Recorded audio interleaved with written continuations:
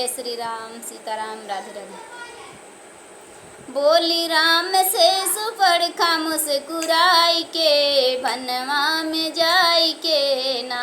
बोली राम से सुपड़खा मुस्कुराई के बनवा में जाई के ना।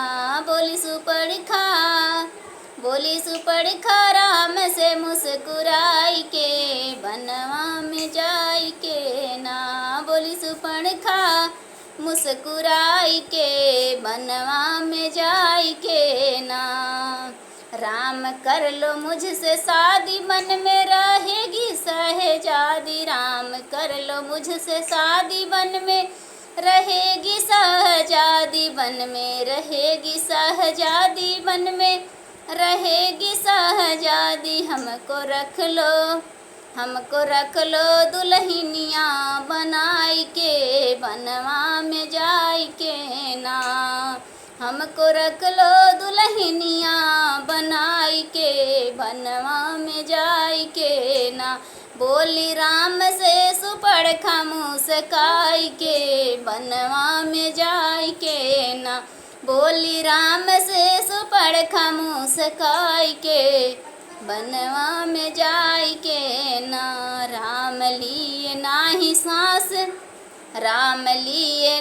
सांस भेजे लखन जी के पास। राम लिए नाही सांस भेजे लखन जी के पास। राम लिए नाही सांस भेजे लखन जी के पास।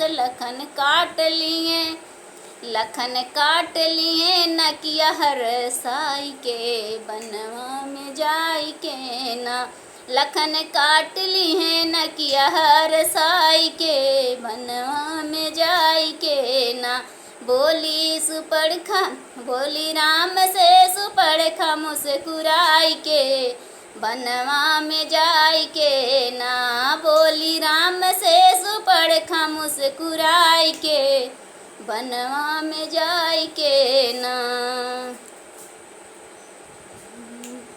कटा नाक और कान टूटा सारा अभिमान। कटा नाक और कान टूटा सारा अभिमान। हो गई लंका में नकिया कटाई के बनवा में जाई के ना। गई लंका में नकिया कटाई के बनवा में जाई के ना। बोली राम से सुपड़खा मुस्कुराई के बनवा में जाई के ना। बोली राम से सुपड़खा मुस्कुराई के बनवा में जाई के ना। बोली राम से सुपड़खा मुस्कुराई के बनवा में जाई के ना।